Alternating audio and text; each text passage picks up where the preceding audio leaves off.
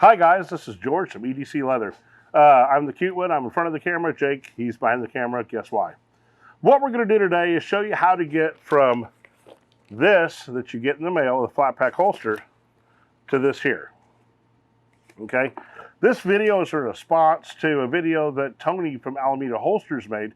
Kydex guy, a great holster maker. We sent him some Flatpaks and he reviewed them, and then we realized that, well, he'd never done this before. So we're going to demonstrate how to make the process. When you get the Flatpak, it comes in a Ziploc bag, pretty heavy one. There's the leather holster, cut, edged, sanded, and stitched. And there's a piece of wax paper. You'll see how these get used at the end of the process. So we've got this here. So the very first thing that's going to happen is we have to mold this product to get this shape. So what's going to happen with this is we're going to get it wet all the way through, let it sit and settle for a little bit. We're going to wrap it in plastic film. We're going to put it in a press, and we use 40 durometer gum rubber. And understand a lot of the Kydex guys have already got some good durometer rubbers in their inventory, and they use presses, so it'll just match exactly what you're used to seeing.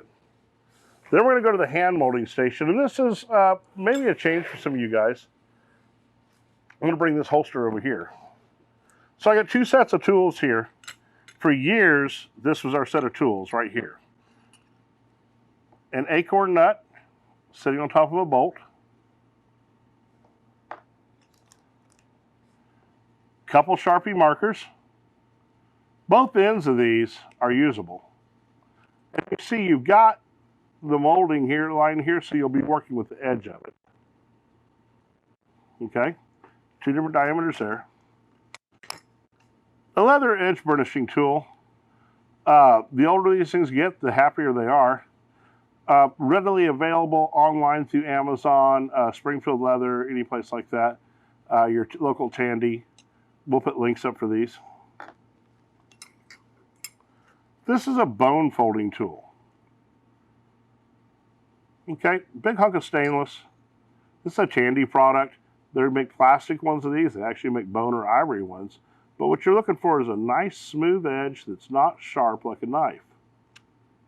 Okay, this will let you make various lines, like you can possibly see here. There's some of these lines up in here, and let you sculpt them.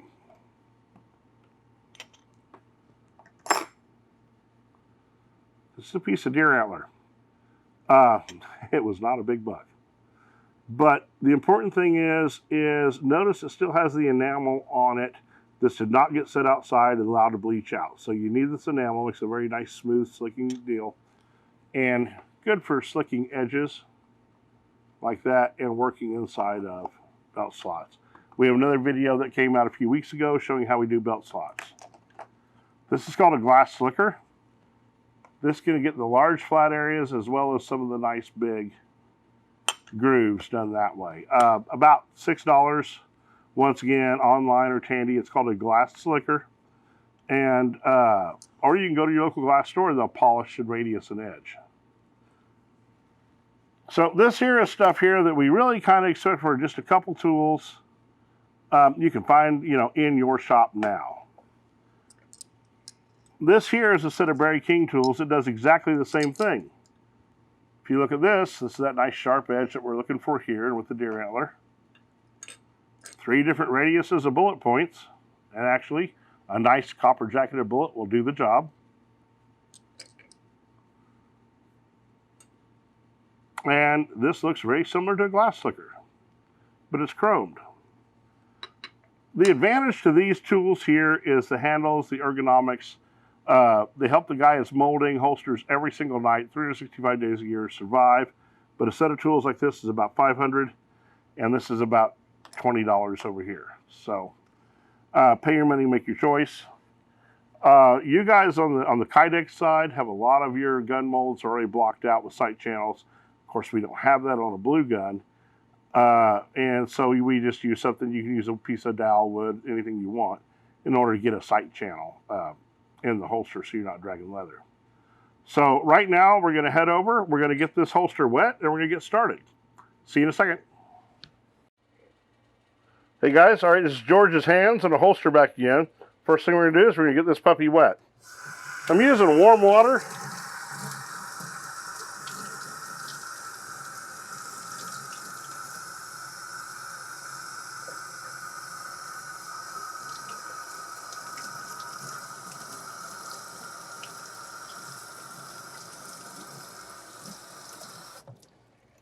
So, holster is leather skin, guys.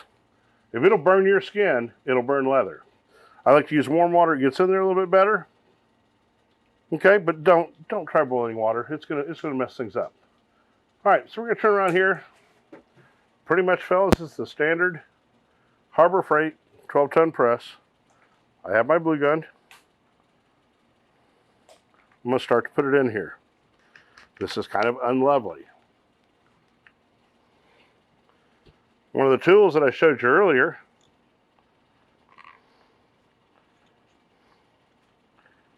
using to open things up. I'm going to take a poly mallet.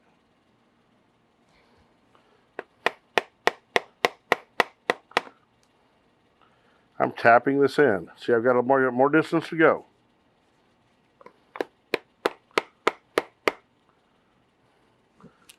I don't know if you can see it here on the angle. See how the trigger guard's getting? And see where the dust shield is? Okay, we've got that well seated into the holster. Next thing I'm going to deal with is a sight channel.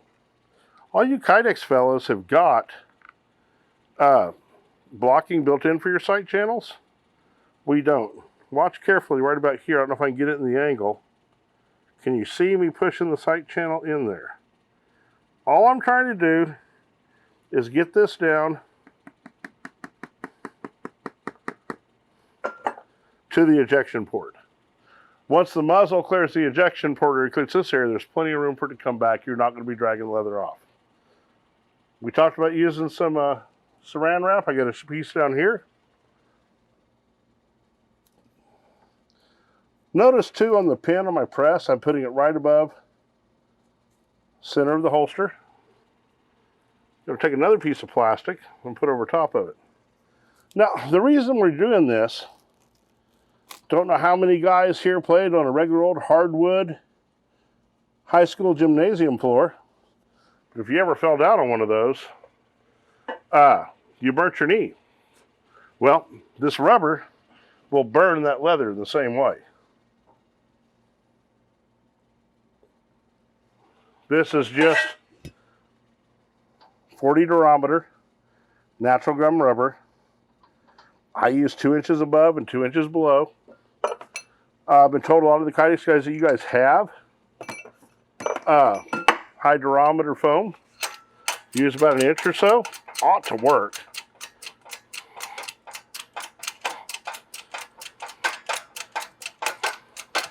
What we're doing here is getting an initial blocking done. You don't have to have a press. But what we're doing is taking some of that work out. And fellas, we're going to let her sit there for about 4 or 5 minutes. We'll see you at the hand molding station. All right, guys, George's hands back again with this 1911. Okay, it's fresh out of the press. We left it in there for about 5-10 minutes. Guys, if it sits there for 2 or 3 hours, you've not hurt anything. But now look, we've already picked up some detail here. We got some nice blocked out shapes. You can actually see where the grip is. We stayed right behind the ambi. Okay, so at this point here, we're going to use the old school tools that we did use for years, so stuff that you should be able to gather up. And we're going to do some hand boning and some shaping on this here. So here we go.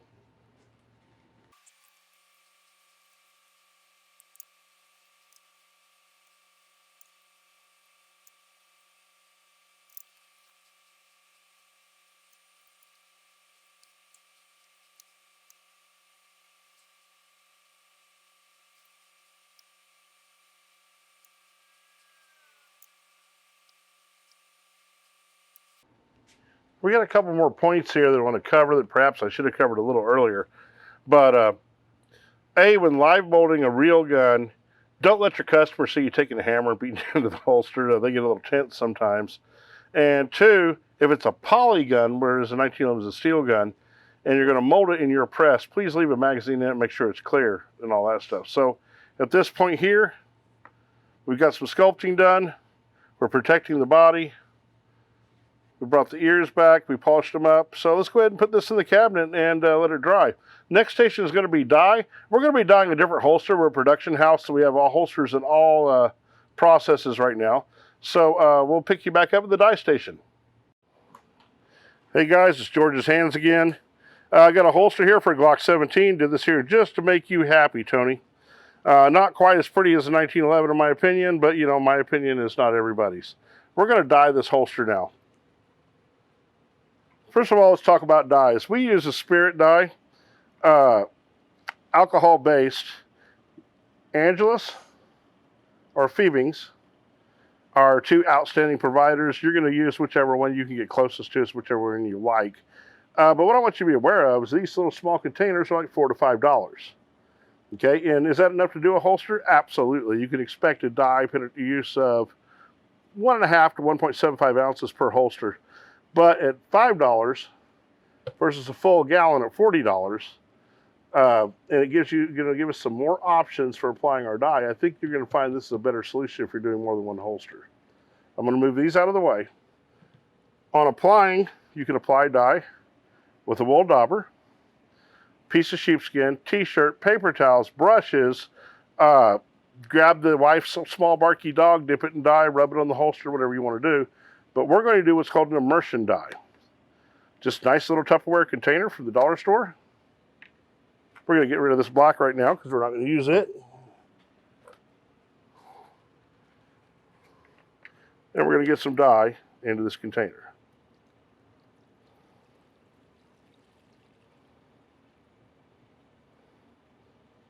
And this is why the 3 to 4 ounces can be a little bit challenging.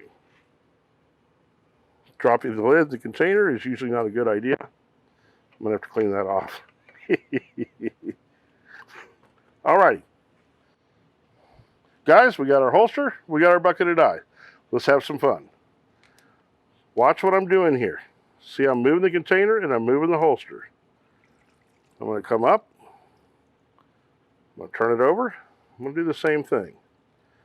Now, Garrett tells me to get about 8 seconds, but I've never been able to count. So we'll see how close I am. Now watch this thing. See it glossy? Now look at the top of that holster. See where it's starting to go matte? We call that flashing. We want to let this holster flash all the way.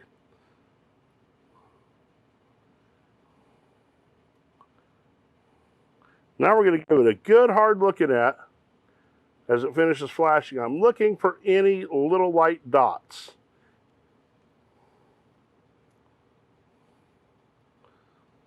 Looks like we are in good shape. Oh, got some beautiful fat marbling here. I'm liking this leather. Okay, this holster's now flashed. We're going to let her dry overnight and going to grab another one out that's already been dyed. We're going to buff it and seal it. All right, guys, thank you. All right, guys, George's Hands again. All right, we got another brown holster ready to go. Okay, this has been buffed, been dyed, been buffed. We're going to go ahead and seal it. We're just talking about chemicals again real quick. Angelus, once again, is a product we use. They call it satin acrylic sealer. They have a matte, a satin. One they call that is acrylic sealer, which I'd call a semi-gloss, and a gloss. By far, this is our most popular. I would say 10 to 1 over all the others. There's a Phoebings product, and it is called Resolene. So there's a lot of misconceptions about what to do with this stuff. You'll see people taking and diluting it with water, things of that nature. That is a bad, bad, bad thing. Please do not do that. Acrylic does not dry, it cures. And you need to have all the, the amount of acrylic in here, 2 milliliter of fluid needs to maintain, to stay pretty level. So watch that. You're already got some in the container here, just another one of those little dollar store containers. I'm going to add a little bit to it.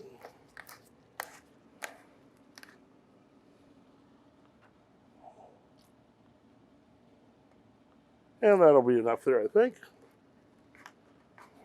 Now we're going to go ahead and seal this holster up.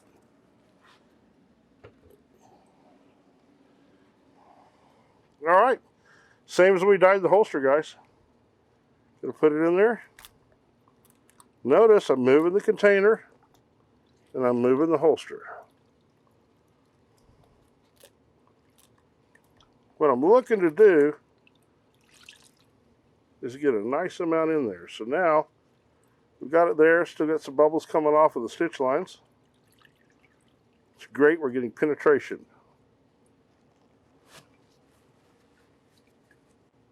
All right, now we're gonna take our paper towel. Guys, this is where we use a good quality paper towel. A few little spots there.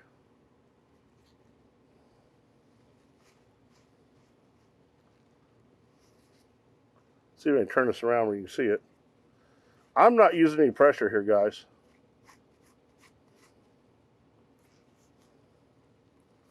Just trying to make sure that we get everything all leveled out. Let's let this cure and see what we get. All right, guys, George's hands and his holster again. We've molded, dyed, sealed. Now it's time for a final buff. Let's get this thing shined up a little bit. You can buff with a lot of different tools.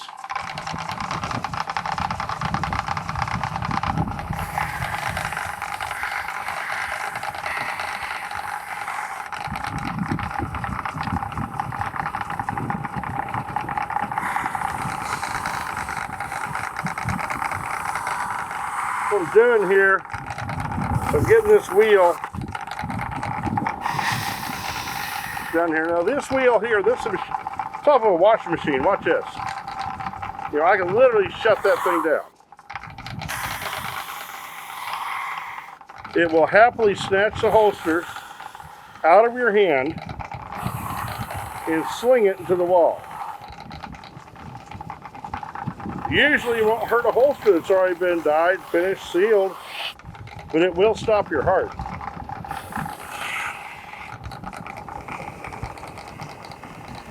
And here, just catching the edges a little bit.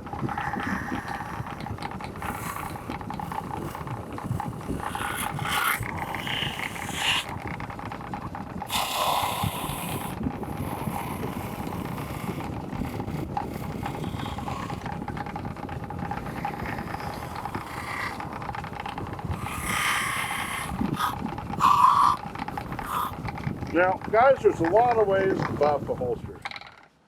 You can use a t-shirt, you can use sheepskin. Once again, paper towels, scrub it against your belly. The dogs don't work out nearly as well as they do on the dye. This is a horsehair wheel. That's out of a washing machine. Little bearing pack here set up on a wheel with some pipe welded. So probably anything you want to do will work. We're targeting about 900 RPM on these wheels so it doesn't burn the holster. Make sure if you, like we do, we have one wheel for brown, one wheel for black. Don't cross the streams, you're gonna hate the whole world. All right, next thing we're gonna do is stretch and final fit. All right, guys, so it's George, this is holster. We just got done buffing. Here's the blue gun for it, live gun. Remember we talked about this earlier, about your Ziploc bag? So you dried the holster initially with the water. You initially dried the holster with either the gun in it or the blue gun. But everything else you've done, your dip dyeing, your acrylic and all that, the letters are shrinking and getting harder every time. So this is, it's not as hard as Kydex, but it's pretty stiff. So we're gonna have to stretch it back out. And the stretching process will really cause you to get creative in your use of vocabulary. A lot of words that you may say that other people might be shocked to hear. That's okay. So we're gonna get this in here, we're gonna force it in. That went in really nicely because we've already stretched this holster a little bit earlier today. Don't be surprised if you're not beating it in, screaming and yelling, doing things of that nature. Get it in like this. Let her sit overnight. Understand, on a holster, I'm a pretty fat fella, so this pretty much stitched like this on my body. But you get this on a skinny fella, I don't know if you can see, but I want you to watch the mouth. Are we in focus, Jake? Watch this. So we pull those ears back, see that mouth dropping down? So it gets tighter and tighter. So in a much more slender person, it's going to get tighter. It feels great. A blue gun's a couple thousandths smaller, as all you guys know. You put it in there, you pull it out, you put your blue gun into the holster. That's awesome. Really nice. That fits a Rings blue gun. That does not fit your client's real gun. Okay?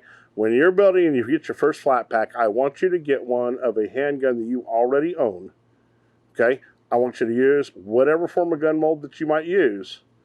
And then you're going to experience how much tighter your real gun is and how much you have to stretch it. And then what this gun feels like in here when it fits a real gun. It's going to make a difference. But we've got it done. We got it stretched overnight. We're happy with it. We're going to take this wax paper. Okay? It's waxy on one side, just paper on the other. This is from Sam's. Some guys use silicone spray. I think that that's pretty effective too. I happen to use wax paper. Literally, we're going to do unspeakable things that are illegal in 7 states. Primarily California. Well, everything's legal in California that way. What we've done is transferred a slight amount of paraffin to the inside of the holster. It acts as a lubricant. Take your holster that you made from your Flatpak,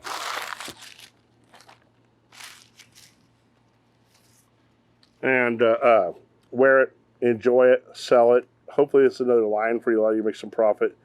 I want to let you know, these hang tags that Tony read off, this is Herman Oak leather. Herman Oak is tanned in St. Louis, Missouri, which is just 2 3/4 hours up the road from us. These guys started that tannery in 1881, and the pits haven't changed. So, you know, we've got a little bit of history here.